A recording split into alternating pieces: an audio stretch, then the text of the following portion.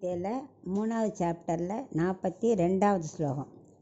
இந்திரியாணி பராண்யாஹுஹு இந்திரியேப்யः பரம் மனஹ மனசஸ்து புரா புத்திஹி யோ புத்தே பரதஸ்து சஹ.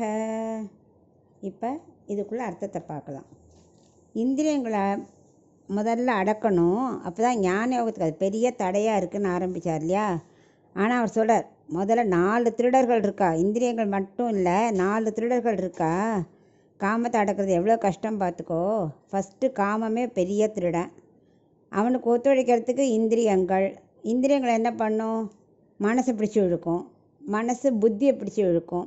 இப்படி எல்லாமே ஒன்றுக்கு ஒன்று வலிமை வாய்ந்தது. ஸோ காமத்தை கண்ட்ரோல் பண்ணணுன்னா இந்த 3ஐயும் நீ கண்ட்ரோலுக்கு கொண்டு வரணும்.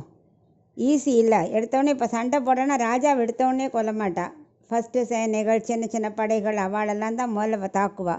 அதை மாதிரி இந்த 3 சின்ன சின்னது இதை முதல்ல நீ அடக்கினாதான் காமங்கிற பெரிய திருடனே நீ கண்ட்ரோல் பண்ண முடியும். அவ்வளவு ஈஸி இல்லாது. ஏன்னா அதை ஞான யோகத்துக்கு தடை செய்கிறது இல்லையா. ஸோ நீ காமத்தை ஜெயித்தாதான் மனசை ஸ்லோகம் சொல்லவே வழிவிடும். அப்புறம் இந்திரியங்கள் முதல்ல மனசு புத்தி எல்லாம் சொன்னதை கேட்க ஆரம்பிச்சிடும். எல்லாம் கட்டுக்குள்ளே வந்தப்புறம் உனக்கு கர்மயோகம் செய்கிறது ரொம்ப எளிது. ஆனால் இதே நீ ஒருத்தில் உட்காந்து ஞான யோகம் பண்ணுறேன்னு உட்காந்தியானா மனசு புத்தி எல்லாமே எங்கெல்லாமோ போக ஆரம்பிச்சிடும். அதனால் இந்திரியங்கள் அடக்கிறதுலாம் ரொம்ப கஷ்டம். நமக்கு பழக்கமான கர்மயோகத்தையே பற்று இல்லாமல் எனக்காக செய்கிறது தான் நல்லது, நான் சொன்னபடி நீ செய்யணும் அப்படின்னு அவனுக்கு கர்மயோகத்தை பற்றி சொல்கிறார்.